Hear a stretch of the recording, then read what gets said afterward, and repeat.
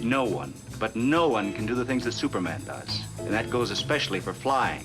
I don't think anybody has not wished they could just leap up in the air and fly. By the time we got to the TV series, Superman was in full flight. He was empowered with X-ray vision, super strength, super hearing, and a super intellect. And as kids, it just needed to sound right and look right, and then we bought into it. We believed it.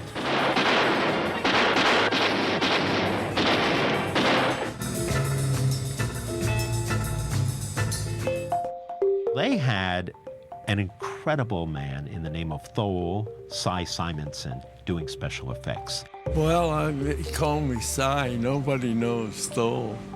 And I never knew his name was Thole until I saw it on the credits. Cy was the best special effects man in the business. Cy Simonson brought trust to all the players because they knew they could rely on his special effects to go right. There was always bombs going off, gunshots, guys pointing a gun at you. Look, your orders have just been changed, kid. The interesting thing about an actor and a special effects supervisor is that you have to have a lot of trust. It's really, really based on an understanding of where everything will fly, which direction debris will go. All of that's really, really important. Cy was so wonderful. You could always know that you were safe no matter how close the fire was going or the bombs were going to go off. George Reeves learned early on it's not a good idea to be suspended on wires. Wires can break. The wire broke during the first season, and George fell to the floor. He said he's not going to do that anymore. Cy, or Thole Simonson, was brought in as a special effects technician. And they trusted Cy implicitly because everything he did came off without a hitch. I went home and I figured out all these different things, and we came up with a rather reasonable approach to it. Cy developed this pan. It was a steel pan, and that gave George the ability to fly. And George would hold out his arms as Superman, hold out his legs, and could fly, move to the side, dip down, do everything.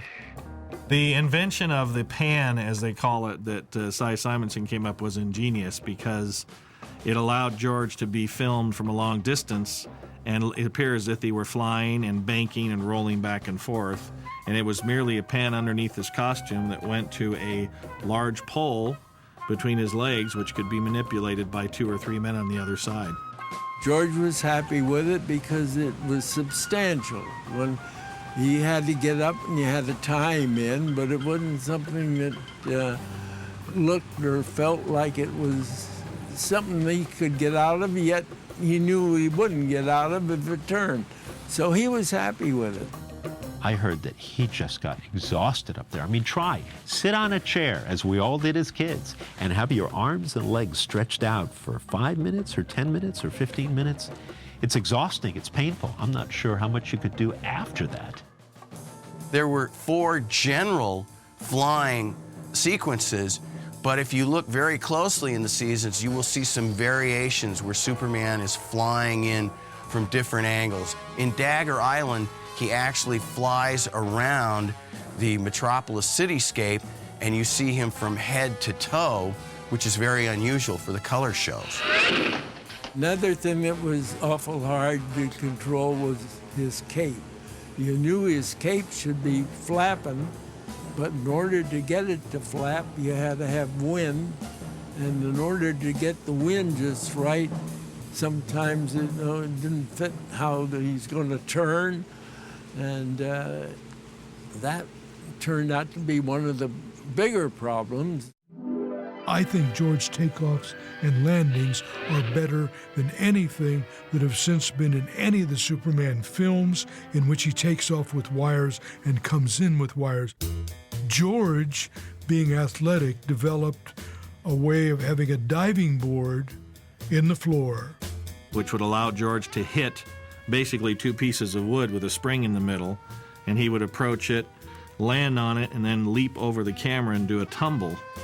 And he would go through the window chest height, And he'd be going up as he went through the window, fall on the foam pads we had. Coming in a window, he would stand outside out of camera range on a ladder, and then he would hang onto the bar and then swing in. He had him jump off ladders to arrive. Any number of times in an episode, he lands in a scene and you hear the whoosh. He's really jumping off a fourth or fifth rung of a ladder just off camera.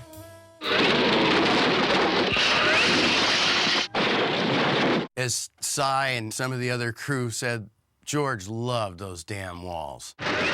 He got the biggest kick out of busting down a wall and coming in big and blue and almighty as he was. And the walls always had to be exactly the right consistency, because George liked the wall to pop.